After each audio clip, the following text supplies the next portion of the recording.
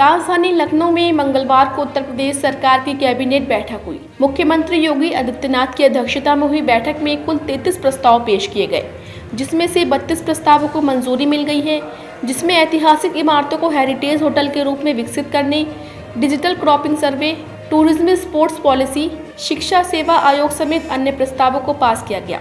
Cabinet बैठक के बाद प्रेस वार्ता करते हुए कृषि मंत्री सूर्य प्रताप शाही ने बताया कि किसानों की फसल के आंकड़ों की जानकारी के लिए अब डिजिटल क्रॉप सर्वे कराया जाएगा, जिसकी मंजूरी बैठक में मिल गई है।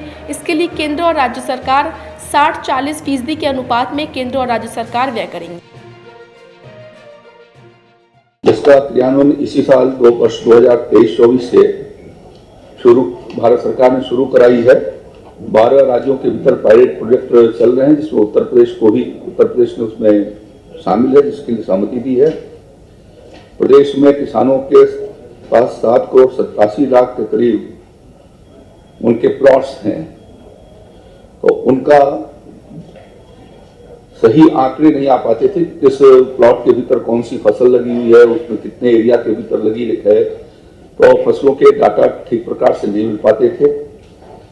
और अब यह डिजिटल क्रॉप सर्वे इसका किया जाएगा और उसमें उत्तर प्रदेश के 31 जनपद पायलट रूप से जो है इसके भीतर काम प्रारंभ किया गया है और शेष जो जनपदों के भीतर 10 राजस्व गांव के भीतर ये डिजिटल क्रॉप सर्वे पायलट रूप में शुरू किया जाएगा और एक अगले वर्ष के अंत तक उसके बाद में उनको भी इसके भीतर शामिल किया जाएगा। इसके अलावा 5G सेवा को सस्ती दर पर उपलब्ध कराया जाएगा। यूपी के किसी भी जिले में अन्य जिलों की गाड़ियों की फिटनेस जांच कराई जा सकेगी। साथ ही आवास योजनाओं से जुड़े एक अहम प्रस्ताव पर भी मंजूरी मिल गई है, जिसके अनुसार प्रदेश के 7 जिलों में 1000 करोड़ की लागत से आवासीय परियोजनाएं बनाई जाएंगी। वहीं टूरिज्म स्पोर्ट पॉलिसी 2023 को भी मंजूरी मिल गई है। इसके अंतर्गत प्रदेश के बुंदेलखंड में एडवेंचर स्पोर्ट एक्टिविटी हब बनाया जाएगा। साथ ही दुधवा नेशनल पार्क के पास सिंचाई विभाग की जमीन को इस्तेमाल कर पर्यटन गतिविधियों को बढ़ावा मिलेगा। इसके अलावा प्रदेश में ऐतिहासिक महत्व की इमारतों को हेरिटेज होटल के रूप में पब्लिक प्राइवेट पार्टनरशिप के आधार पर विकसित करने पर भी कैबिनेट ने मोहर लगा दी है। इन इमारतों को 99 साल की लीज पर दिया जाएगा, जिसमें इनका मूल स्वरूप बदले बिना रेस्टोरेंट, रिहायशी कमरे और मैरिज हॉल बनाए जाएंगे। राज्य सरकार के अधीन 75% या पूर्ण रूप से जो क्षतिग्रस्त हमारी ऐतिहासिक धरोहरें, हेरिटेज बिल्डिंग्स, हेरिटेज किला, इनको हम लोग 90 साल की लीज पर आवंटित करने का हम लोगों ने निर्णय लिया है।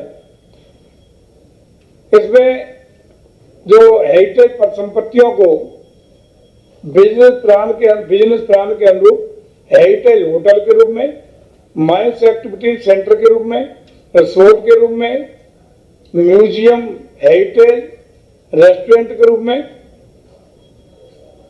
बैंक्वेट हॉल के रूप में, वेडिंग टूरिज्म के रूप में, एडवेंचर टूरिज्म के रूप में, होम स्टे के रूप में, थीमेटिक पार्क के रूप में, वेलनेस सेंटर के रूप में और अन्य टूरिज्म हॉस्पिटलिटी इवेंट के रूप में डेवलप करने के लिए अलग अलग विकासकर्ताओं को देने का काम करेंगे। ये जो 9 बिल्डिंगें हम लोगों ने या उनकी बिल्डिंग, क्षतिग्रस्त बिल्डिंग या हेरिटेज परिसंपत्तियां हैं, उनमें पहली परिसंपत्ति है 76 मंजिल लखनऊ। इसकी 9.88 एकड़ जमीन को लिया गया है।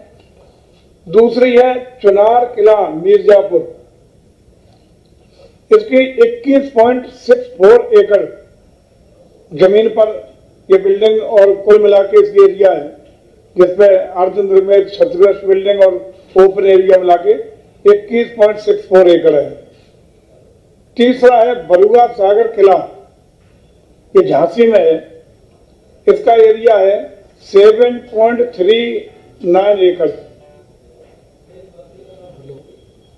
चौथा है कोठी गुलिस्ता ए इरम लखनऊ, इसका एरिया है 1.35 एकड़। पांचवा है कोठी दर्शन विलास लखनऊ, इसका भी एरिया 1.35 एकड़। ये गुलिस्तान इलम कोठी सहित। छठा है कोठी रोशन उद्दौला लखनऊ कैसरबाग में है। इसका एरिया है 1.7 एकड़। सातवां है बरसाना जल महल मथुरा, ये इसका एरिया है 1 एकड़। सातवां है शुक्ला तालाब कानपुर,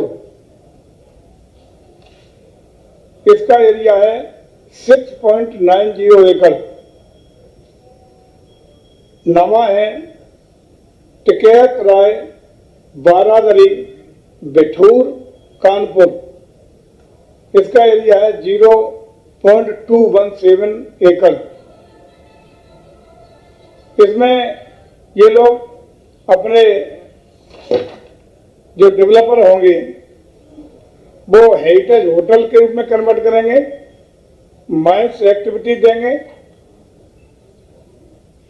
रिसोर्ट म्यूजियम खोल सकेंगे, heritage restaurant, booking restaurant, banquet hall, wedding tourism, adventure tourism, home stay, thematic park, wellness centre और अन्य हॉस्पिटैलिटी टूरिज्म एक्टिविटीज का संचालन यहाँ से कर सकेंगे।